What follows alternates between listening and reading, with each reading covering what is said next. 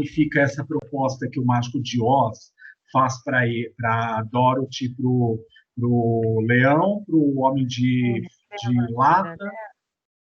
O quê?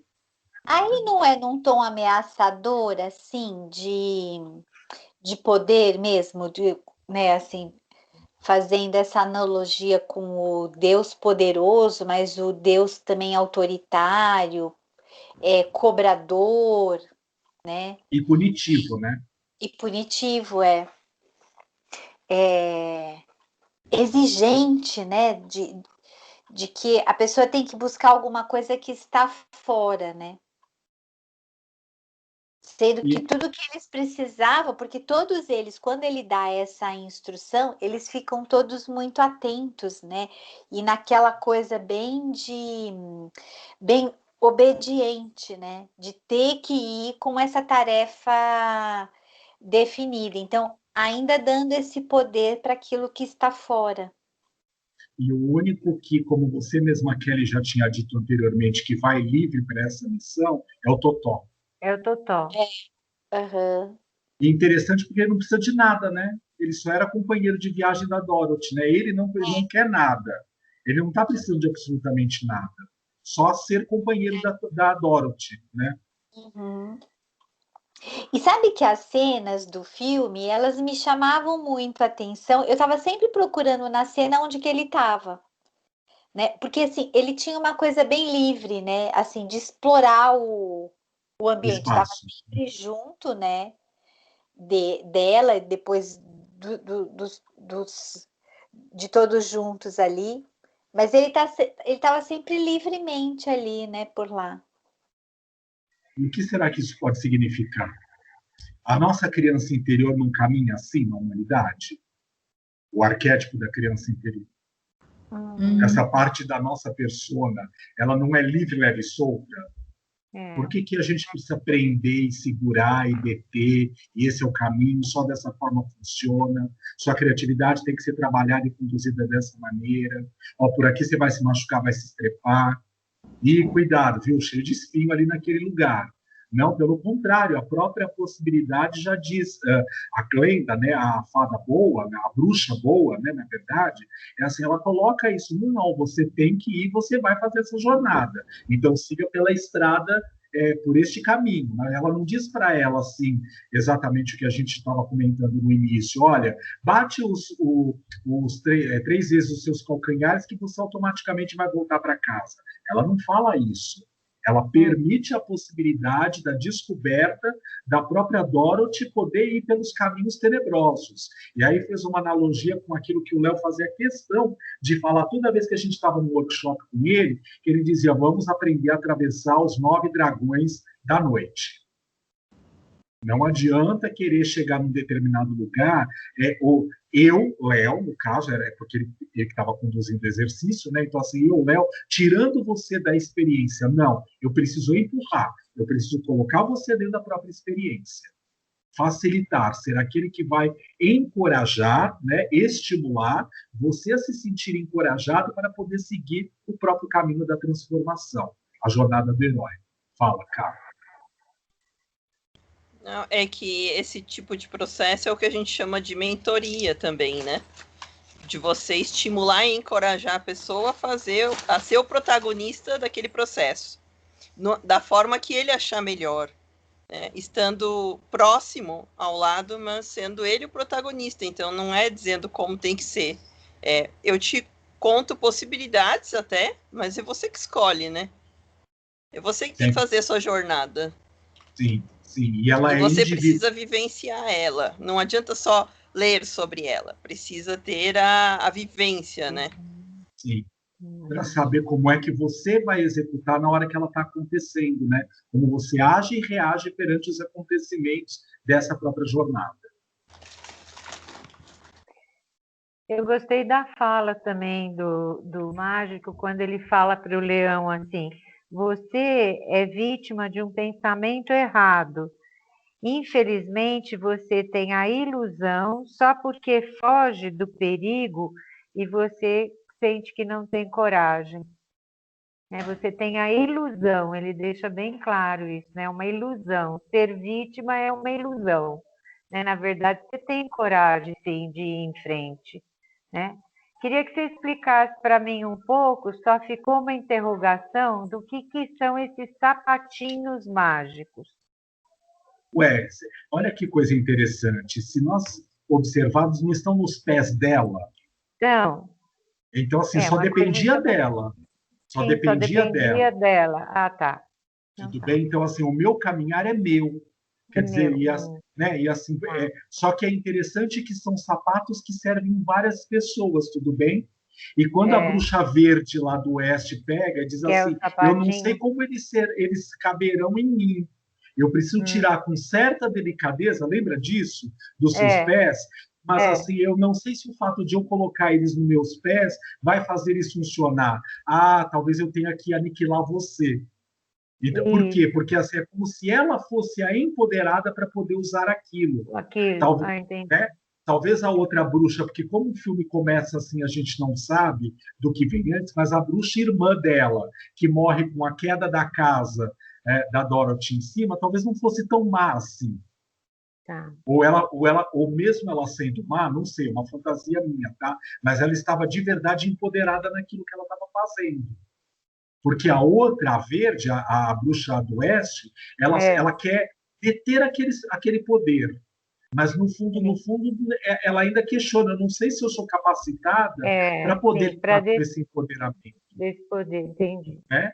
Então, os sapatos, talvez essa possibilidade de que assim, depende do caminhar dela, dos caminhos que ela segue. E eram sapatos de rubis, né? Rubis? Então, olha que coisa. O que será que isso significa? Que o rubi é uma pedra preciosa. Rubi, vermelho, rubro, que tem a ver com coração. Então. E aí, assim, a gente também não pensa como energia da raiva, força propulsora para agir nesse sentido. Então, aquilo que estávamos brincando carinhosamente falando, com a possibilidade de, assim, vamos trabalhar com a orgona, com a kundalini, com esta energia. É desta energia, desta vitalidade, como ela pode ser utilizada. Você falou alguma coisa? Você falou alguma coisa, cara? Não? Tá. Que mais, gente? Não sei que mais. Eu falei aquilo que eu achei que era.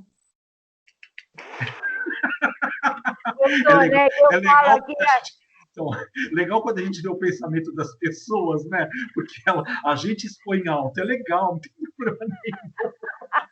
Que bom que a gente... Então, e que bom que a gente pode fazer isso aqui. Alto, né? Faz muito bem.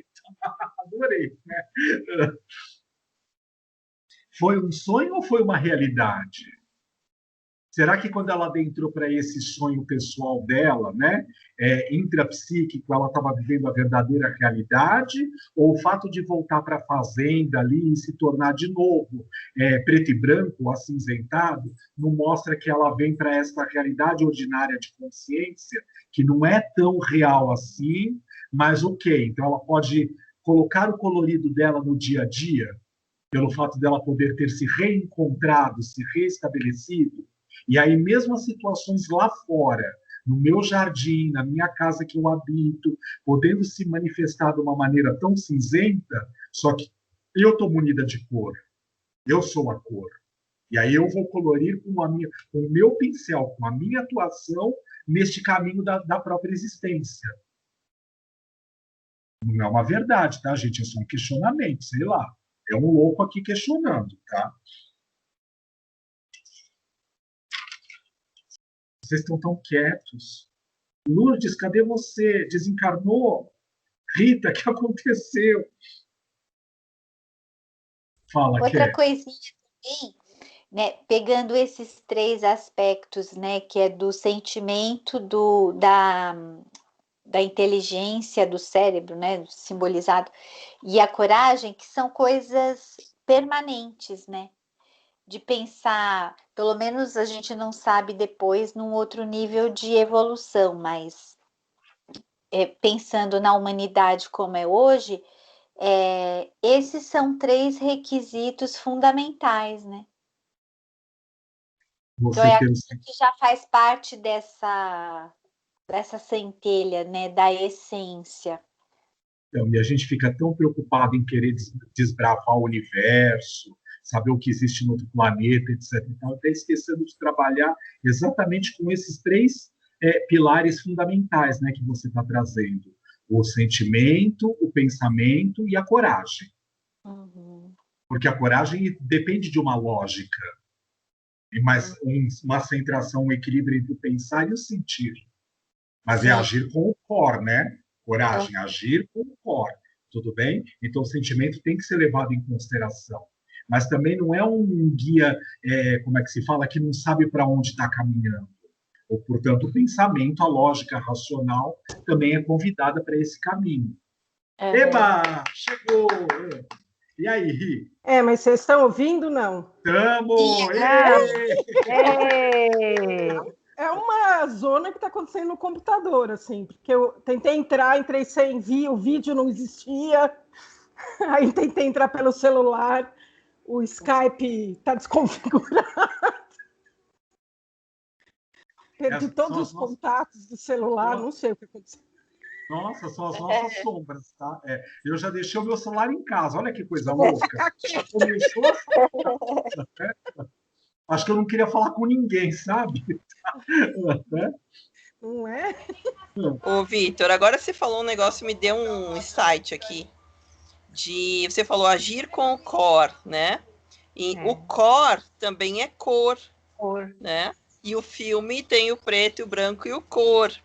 Então, quando a gente sai da normose do preto e branco, do padrão, do que eu não posso ou posso fazer, né? E eu me permito viver o core, o core, eu trago cor para minha vida, eu permito expressar as emoções e permito trabalhar na essência, né? Que acho que ali tem essa questão da normose para a essência. E eu tô o tempo inteiro aqui falando com vocês, e hoje me deu vontade, desenhando em preto e branco, raízes e coisas assim, pretas. E aí eu resolvi agora pegar o meu tricô, que eu tô fazendo vermelho com cor aqui, ó, e ficar fazendo. Hoje eu senti essa vontade. E aí veio essa coisa do core e pensar na cor, que tem a ver com a criatividade também, né? Que tem a ver com a expressão daquilo que a gente retém dentro da gente e que traz a nossa essência para fora, né? Que não fica preso no julgamento do outro, no que é certo, no que é errado. E que o filme também traz muito isso também, né? Muito legal. Que observação legal, né? Eu não tinha pensado desse jeito. Que bacana. Que mais?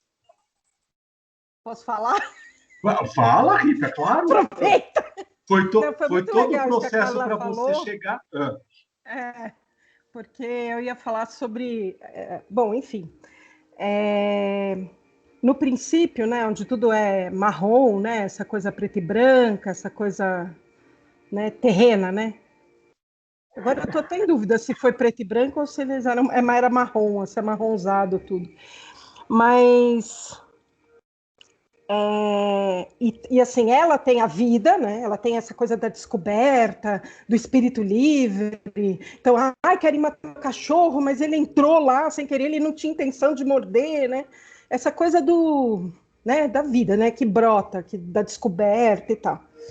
E os outros todos, que é uma coisa que eu estou pensando muito ultimamente, eles estavam imersos na matéria, cumprindo as necessidades materiais da fazenda, né? Que até eu escutei lá uma palestra da Lucilena e ela falou das coisas urgentes e das coisas importantes, né? Que as coisas urgentes são ligadas à energia do planeta Terra, né? Isso foi o que... Não sei se ela falou, se eu entendi, porque eu também não sei. Mas se alguém quer, se chama Aprendendo a Lidar com Meus Limites Internos, é uma coisa assim. E ela fala sobre urgente e importante. Ela falou que toda vez que você vai fazer uma coisa urgente, importante, as coisas urgentes se sobrepõem, não permitindo que você faça o importante. Que o importante é da alma, né? e daí os urgentes seriam da matéria, né? Aí eu falando com uma amiga que vamos lá, contar a história inteira. Uma amiga que estuda Bhagavad Gita, né? Ela falou assim, mas é exatamente isso, é o véu de Maia, né? Daí por quê? Porque as coisas urgentes são uma energia do planeta Terra para você não realizar as importantes, para você não ter a realização da sua alma, né? Que é o grande exercício de estarmos encarnados no planeta Terra, é exatamente ter uma força de alma tão grande que a gente consiga ultrapassar essa energia material, né? Que exige sempre da gente tudo muito. Então a gente fica preocupado em pagar a conta, porque a gente precisa disso também, né? Mas os grandes mestres sempre falaram, se você estiver no caminho correto, tudo lhe será dado, né? E é uma coisa que nós somos homens de pouca fé, né? Eu tenho pensado muito nisso, né? E daí, o que acontece? Ela tem isso. E ela não é escutada. E ela fica brava e foge, né? Aí, quando ela atravessa a ponte, porque o cinema, isso eu aprendi com um professor de cinema, que o cinema é feito a ópera. Que na primeira parte do filme, ele dá a sinopse do filme inteiro, né? Então, ele dá o tema, que é uma coisa assim, que é uma desconexão entre o mundo ingênuo, né, e o mundo compromissado com a matéria, vamos dizer. O espírito mais livre e a prisão da matéria. Essa seria a discussão do filme.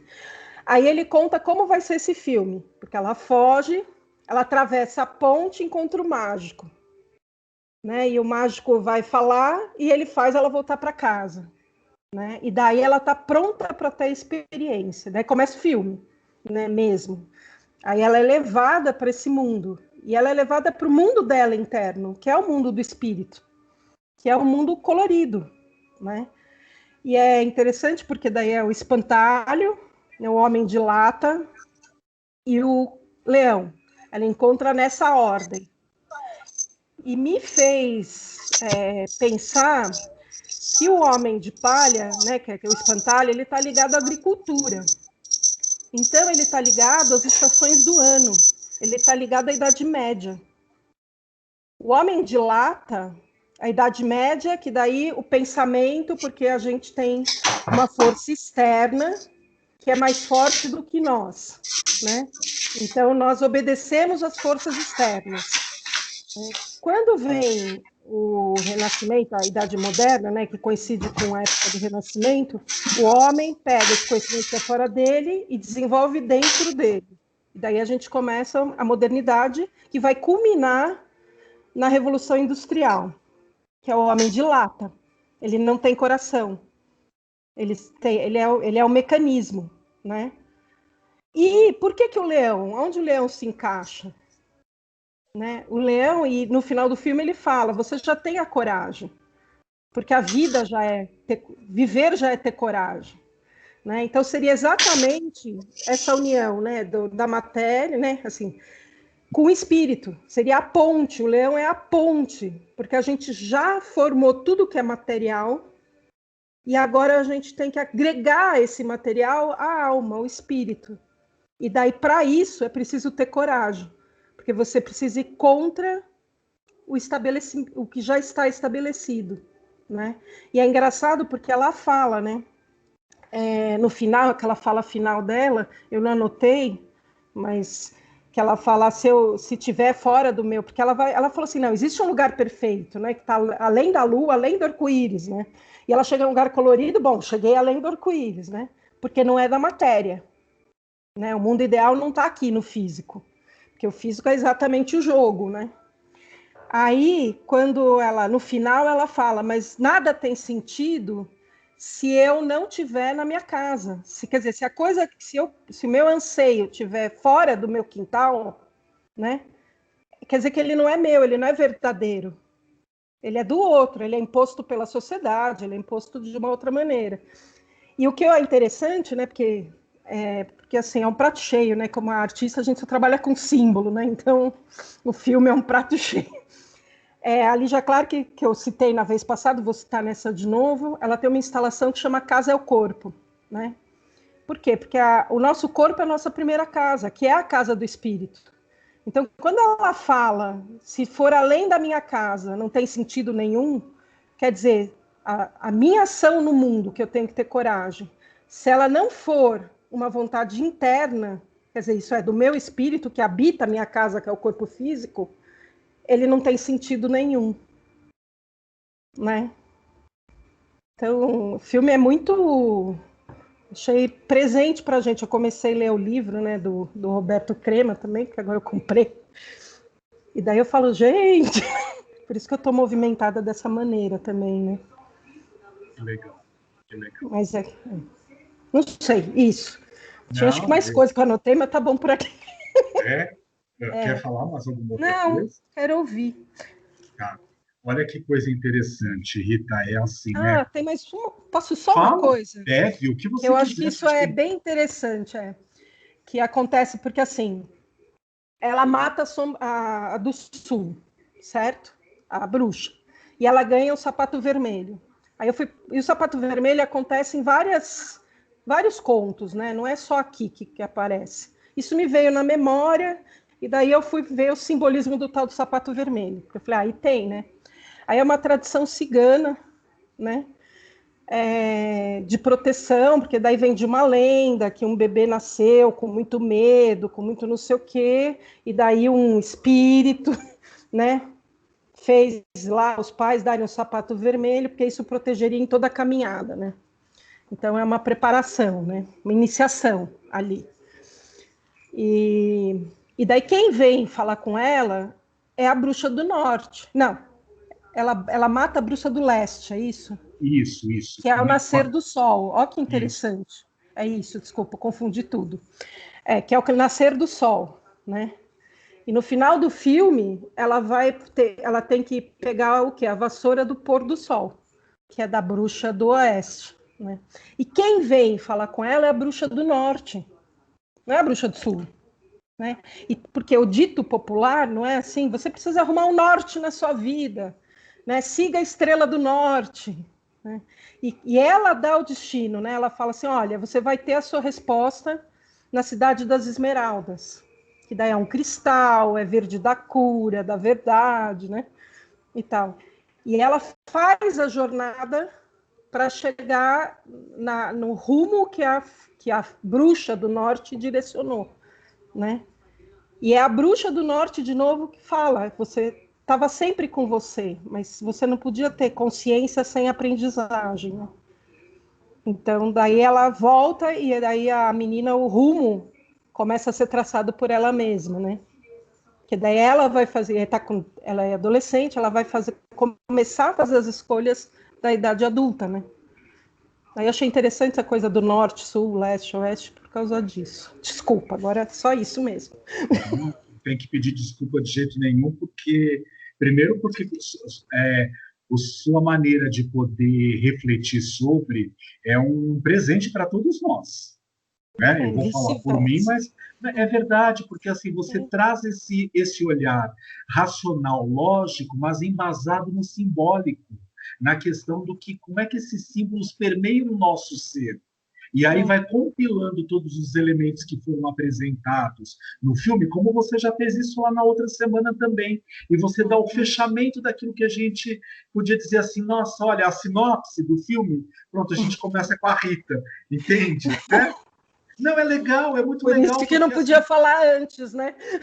Então, mas é legal porque, assim, ok, a gente tem a oportunidade de poder expressar aquilo que mora dentro do ser de cada um de nós, mas é importante também a gente conectar o que está no sentir com esta razão. Lembra? A gente estava falando exatamente a respeito disso. Quer dizer, o fato de eu estar empoderado, eu ser corajoso, além da própria questão da cor, que a Carlinha trouxe com muita sabedoria, tem essa possibilidade de estar conectado, o sentir com a lógica. Não adianta eu simplesmente só sentir e não saber para que espaço eu estou indo. A razão precisa determinar qual é o caminho que eu vou.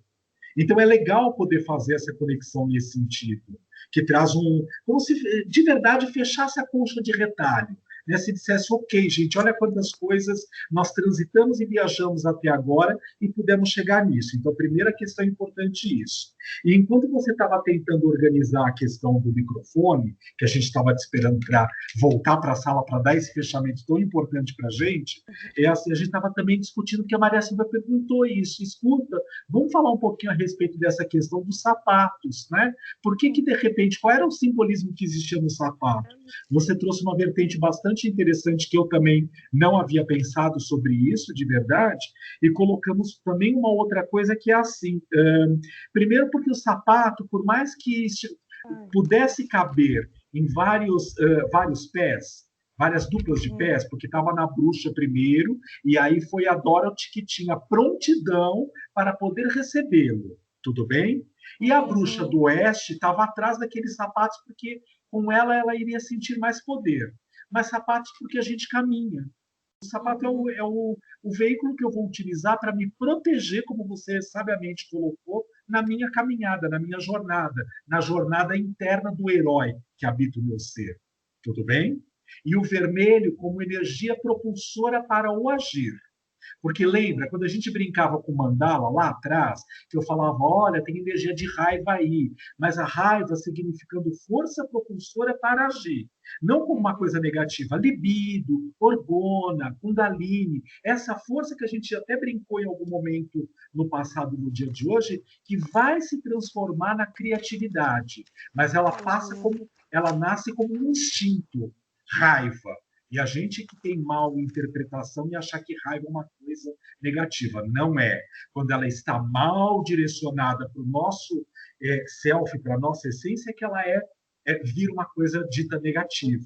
Para eu fazer esse movimento que eu estou fazendo aqui das mãos, eu preciso da raiva, dessa energia que faz com que o espírito consiga controlar e trabalhar o meu corpão físico. Então, podemos pensar, bom, se a bruxa do oeste queria tantos sapatos e num determinado momento ela também, quando vai tirar que ela está encarcerada ali pela própria bruxa, ela vira e ela fala assim, ok, mas você vai me dar os sapatos e eu tomo eles de você?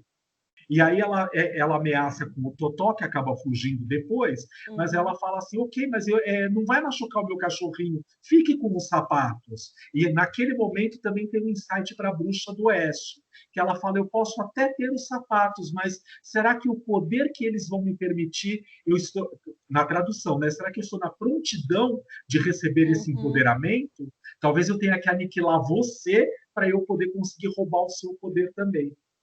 E é interessante como nessa questão de relação interno com externo, nós ainda praticamos isso no nosso dia.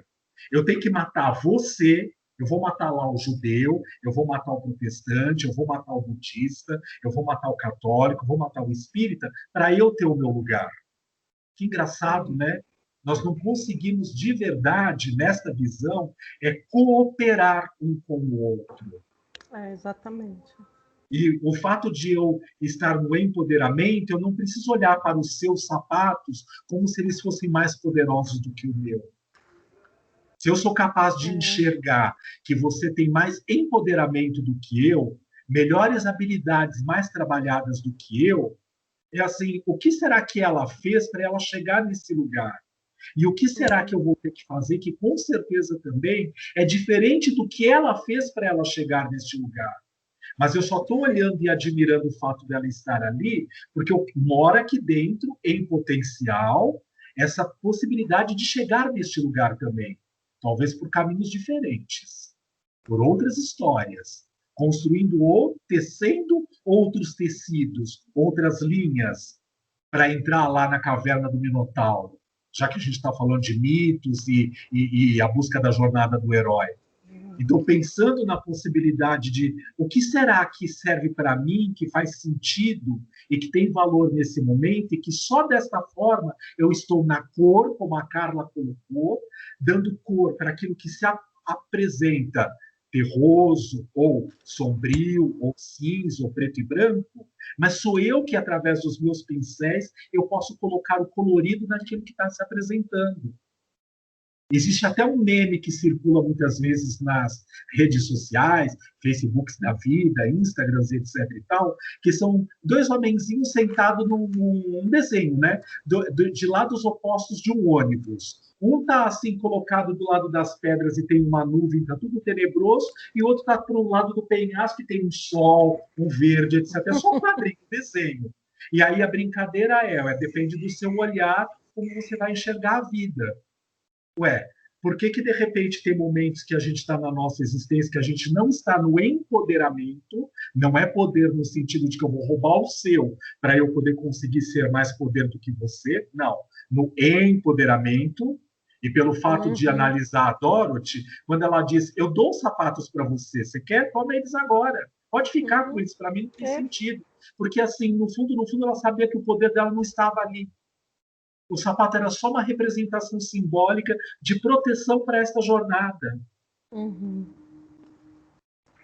Quando um dos determinados mestres encontra um provável assassino, né? Eu não vou lembrar da história, aprendi isso no budismo, né? Mas eu não vou lembrar da história bonitinha, mas é assim, encontra um dos prováveis assassinos, ele fala assim para esse assassino, tá, o que você quer? Ah, eu quero você. E ele diz, você pode até me matar aqui agora, você nunca me terá. Você pode tirar o meu corpo, meus anéis, minhas pedras, as coisas, o meu manto, mas você nunca me terá. Perfeito. Então, olha que coisa interessante. Ok, eu posso usar os seus sapatos.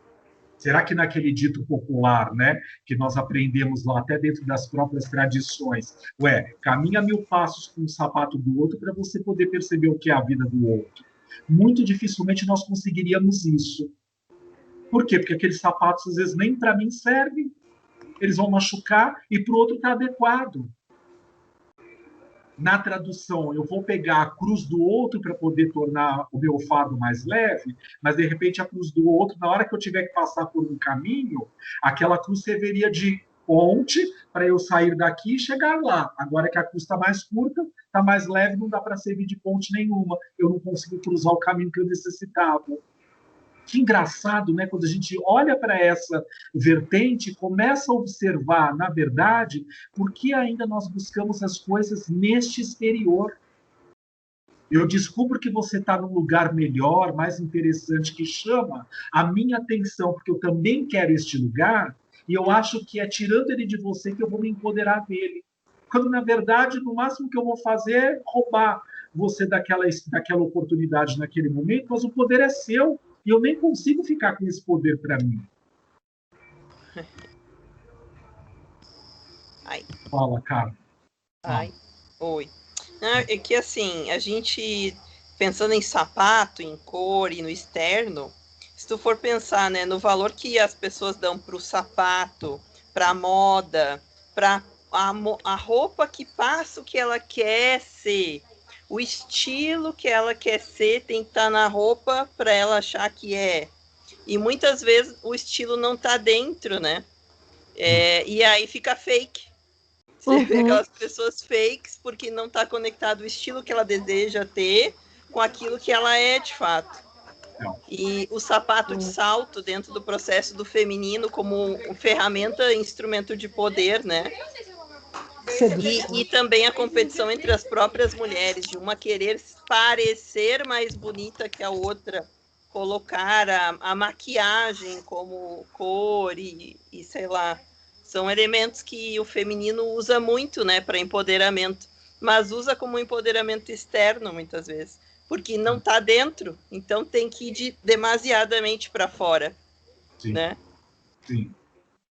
A semana aqui, retrasada, quando eu fui cortar o cabelo aqui do lado, aqui perto do consultório, a cabeleireira ali, né, foi a primeira vez que eu fui ali. Que eu vi que estava aberto, falei, chega de mames ter que passar a máquina para mim cortar, vamos lá ajeitar a juba de uma vez e depois ela só vai tosando para mim em casa, minha mãe. Mas é assim, ela brincou, eu sou brincalhão, sarcástico, do jeito que eu sou aqui, eu sou lá, com a moça que eu nem conhecia também, que cortou meu cabelo. Foi a primeira vez e gostei dela ali de encanto. E aí ela brincou e falou assim, você não vai pedir para cortar o cabelo igual o Janequine, né?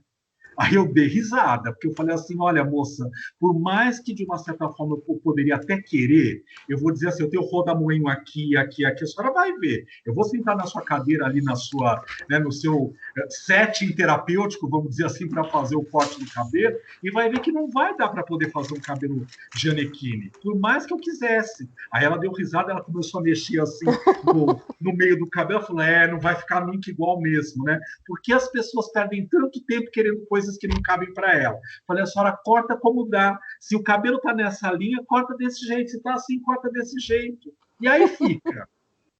Não, a gente tem mania, né? Vamos alisar, vamos não sei o quê. Eu já comprei uma tintinha, porque eu vou voltar a passar aqui nesses brancos, tá? Eu já comprei a tintinha, mas tudo bem, tá? Imagine-me.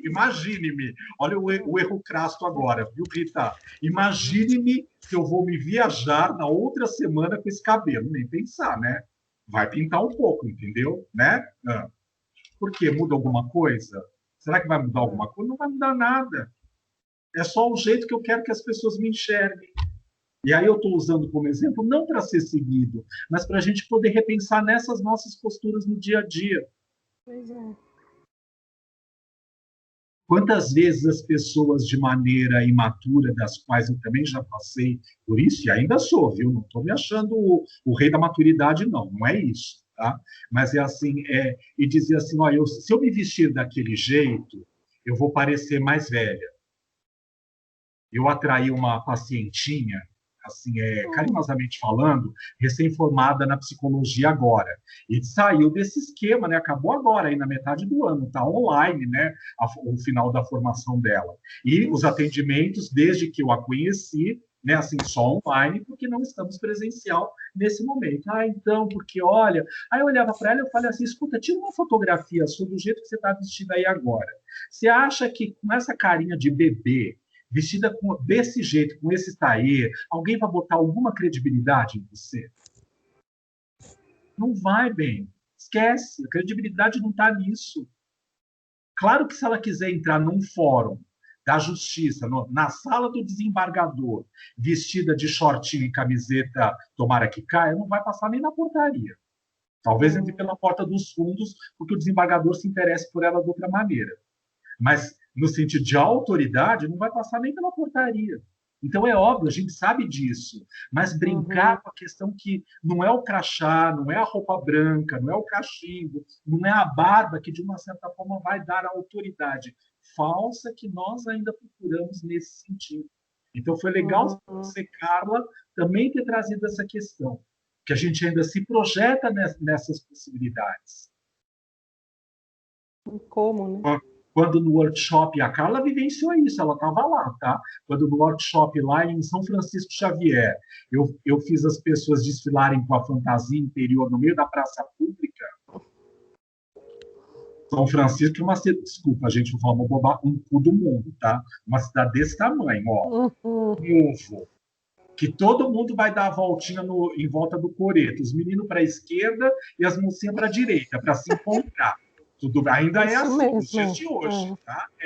E assim, você imagina a gente ter que subir no coreto, cantar, fazer graça e jantar na pizzaria, vestido daquele jeito. E inclusive, quem vos fala? Eu e Sara estávamos fantasiados, e Carla também viveu isso. Eu adorei, por sinal. Então, desfilar nasce todo mundo olhando que carnaval fora de época era aquele, em pleno inverno, gente. Né? Se para, porque estava na época de julho, né? Nesse sentido. Então, se a gente parar para poder pensar, é assim, a gente não quer isso. A gente não quer isso. O Luiz Gaspar, né, tia? A cara dela, ela já até faz um olhar tipo, ai meu Deus, o que vem daí? Olha a cara, faz o olhar que eu vou fotografar, Maria Silvia, vai, faz o olhar, faz, ó. Você manda para suas colegas lá do centro. Eu vou ser excomungada, melhor não. O Luiz Gaspar brincava com um dos exercícios, que eu não lembro em que curso dele, lá no EMB, daqueles bem grandões, tá? Ele falava assim, você quer chamar a atenção? Coloca uma meia laranja e a outra verde, e vai fazer feira de Havaiana. aquele verde bem limão, né? Que usava na época. E laranja da cor assim, ó, dessa, como é que se fala? Desse lápis assim, ó, neon, né? Laranja, tá? E põe bem grande e põe as havaianas por cima. Que ele era debochado, ele falava bem assim: põe as havaianas por cima, vai fazer feira, vai no mercado para ver o que acontece. Aí você vai trabalhar seu lado sombrio desse que você fala, meu Deus, não quero ser visto desse jeito. Ai, as pessoas não podem me encontrar assim. Eu vou colocar uma reflexão também. Aí só uma coisa, ó, encontra com a gente na rua, diferente daquilo que a gente está como palestrante, etc. Fala, nossa, eu nem conheço essa pessoa. Fala, Carla. Não, é que uma coisa que com a pandemia, para mim também transformou um pouco a percepção, é que essa coisa da roupa e do externo, a gente sempre pensou em comprar roupas e coisas, né? Porque você quer estar bonito para os outros lá fora, na festa, na ocasião. E então a melhor roupa, muitas vezes você deixava para a ocasião externa. Especial. Outro. E aí agora que a gente quase não sai de casa e quando sai não quer que nada encoste, a melhor roupa ficou para casa, para você mesma. E esse valor para mim se inverteu muito nesse sentido de eu quero estar bonita para mim dentro de casa. Não é mais para o outro que importa o quanto você está vestido. Você tem que estar bem com você mesmo, dentro do seu ambiente. Não importa se alguém vai ver ou não. Só importa se for por você. E acho que essa mudança também tanto transforma o consumo, né? Porque as pessoas... Para que eu vou comprar roupa nova se ninguém vai ver? Né? Mas se o desejo verdadeiro e essencial for por você, você vai fazer isso por você. E vai deixar de fazer isso pelo outro. Então, por isso está todo mundo